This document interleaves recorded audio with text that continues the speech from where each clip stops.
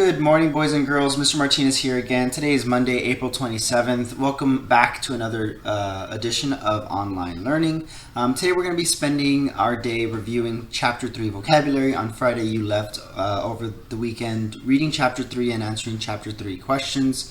Today we're going to be reviewing those vocabulary words that you read during Chapter 3. So it should be a quick, easy lesson today. You shouldn't be spending too much time.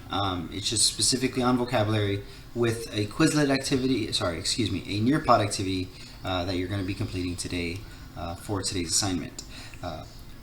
At this time, I would like you also to complete your attendance. So if at this time you could please press pause and make sure to complete attendance at this time. Once you're done with attendance, you can go ahead and complete this PowerPoint slide on your own using the link I assigned on the assignment, or you can go ahead and watch this video where I will be going over each word in greater detail for you guys. So it's your choice. At this time, you can either stop the video, complete the assignment at your own pace, or if you would like some help, extra help from Mr. Martinez and hear my voice explaining these things, then stay on this video and finish watching it so that you can get all the information you need for each one of them. All right. So the first word we're going to be going over is descended. In the reading, one of the first words that you see that you might run into trouble with is descended. It talks about how many of the white South Africans descended from Dutch and British European settlers who came to South Africa during European colonization. And so that means that they were direct bloodline or relatives of these people coming from Europe. Afrikaners are the descendants or people who come from Dutch backgrounds whose language mixed with the South African language. So Afrikaners is an Afrikaans speaking person in South Africa, especially one descended from Dutch and I don't want to butcher this word here. I can't pronounce it. Settlers of the 17th century.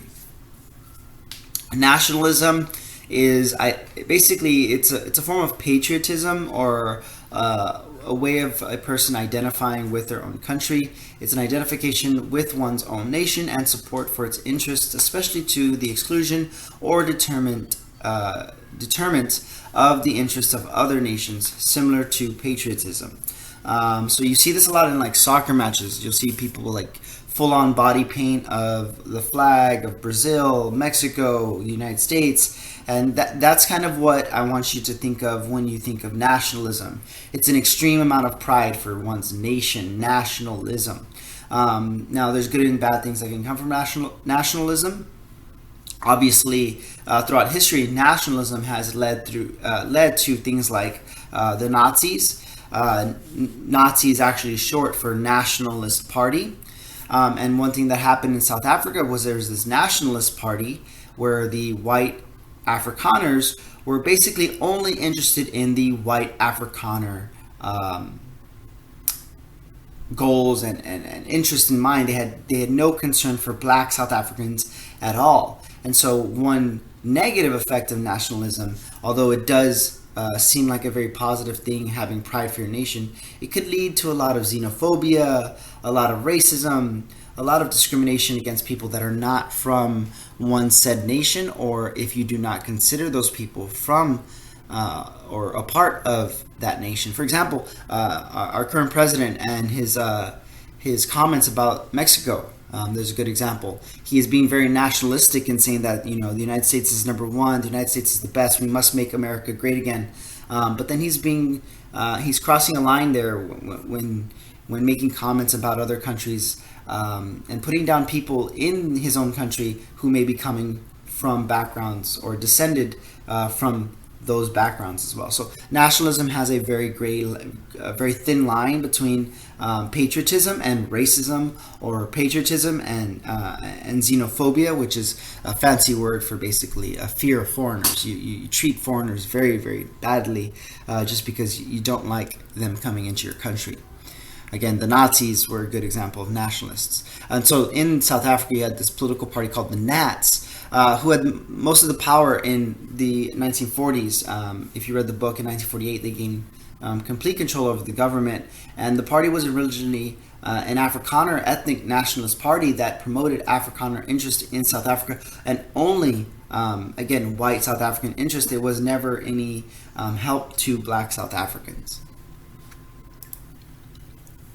Inferior is what the whites thought of blacks. They felt that the whites in South Africa were superior than the inferior blacks, which means lower in rank, status, or quality. Superior is the feeling of higher in rank, status, or quality. Apartheid, the Afrikaners language, Dutch and South African languages mixed, meaning apartness, which was a system of racial segregation in South Africa. We've already learned this word over and over, but I do need you to understand it. Apartheid, and it is basically segregation. It's racial segregation, but in South Africa. This man is sitting on the edge of this bench.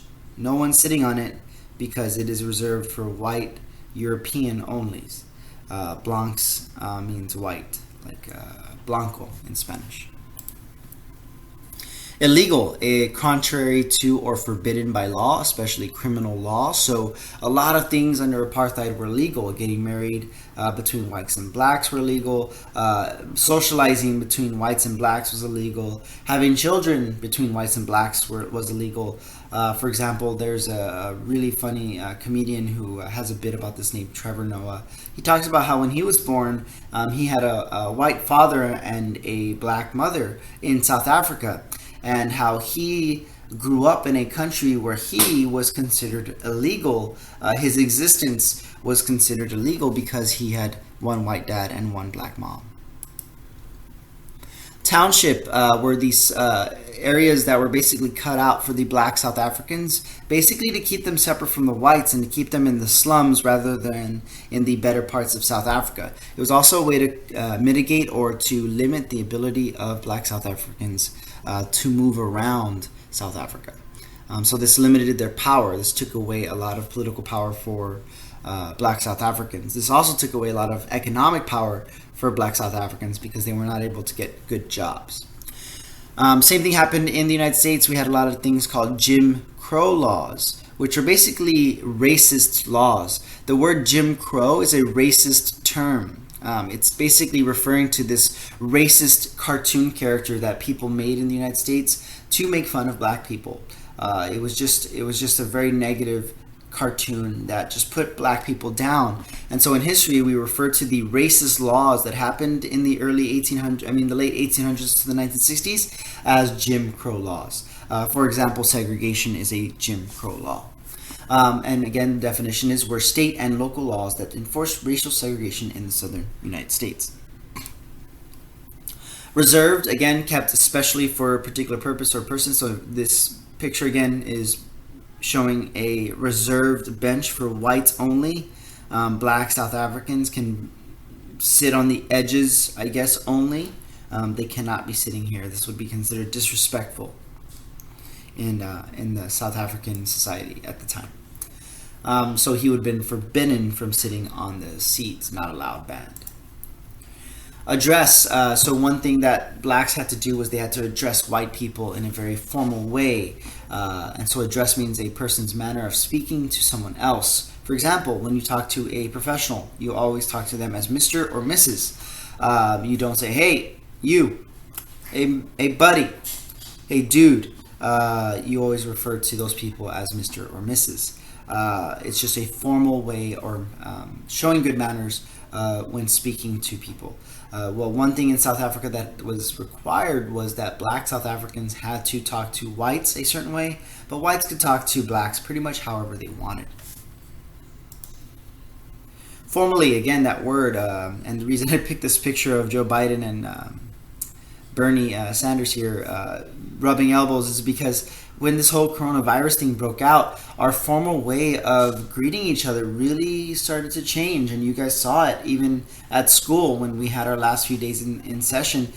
We weren't shaking hands like we normally would. That was a big piece to entering my classroom every single day, with a firm handshake, eye contact, with a nice big smile on your face and all that good stuff.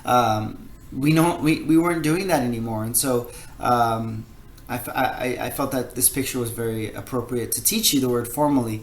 Formally just basically means in accordance to the rules of conventions of etiquette or manners. It means being professional. It means being polite. It means being good. It means having good manners.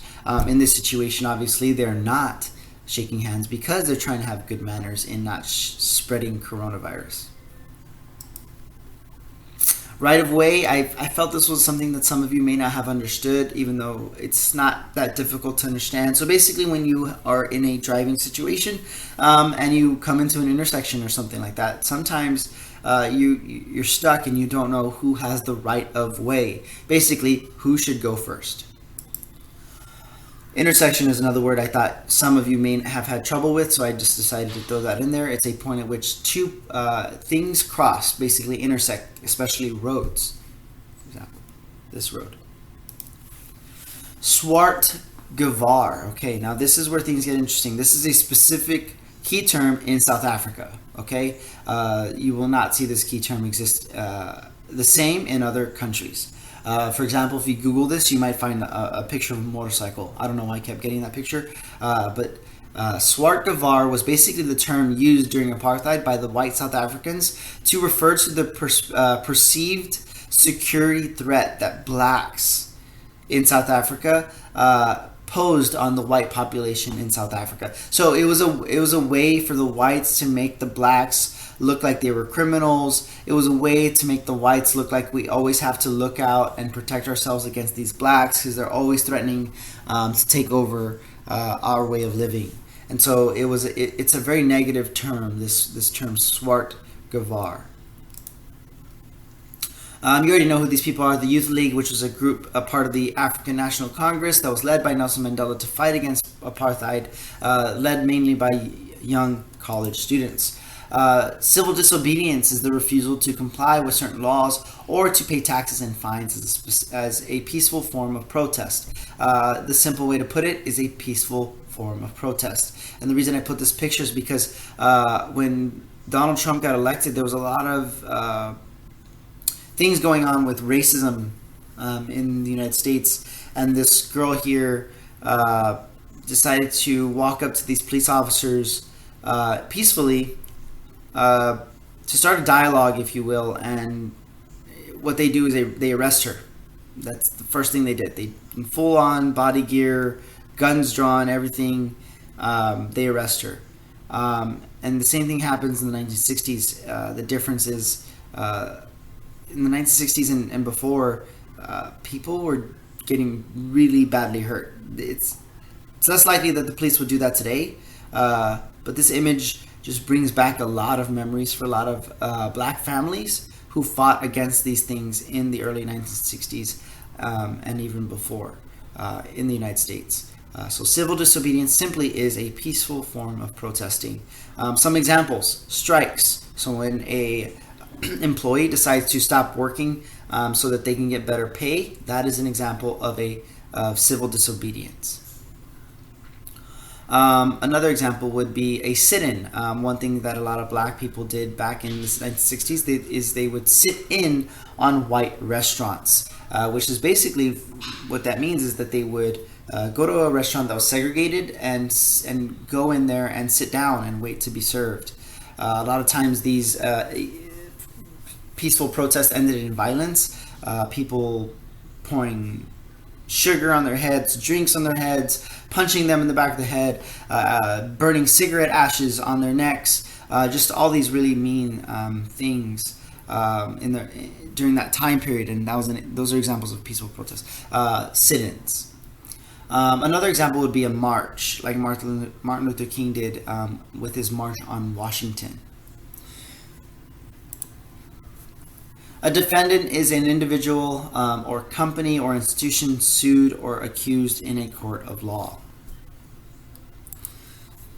The prosecutor is the person who is charging the defendant with the crime, and basically this is the person who is trying to prove that this person is guilty. Unemployed means you do not have a job, without a paid job.